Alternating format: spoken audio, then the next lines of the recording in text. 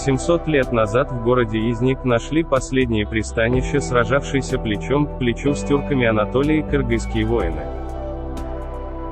В память о них был воздвигнут мавзолей. По сей день он носит название «Мавзолей кыргызов» – Кыргызлар Турбеси.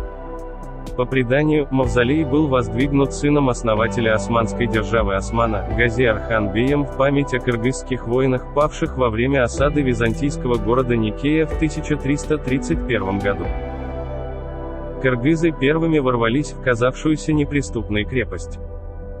В наши дни власти Турции отреставрировали этот исторический памятник и обнесли его оградой.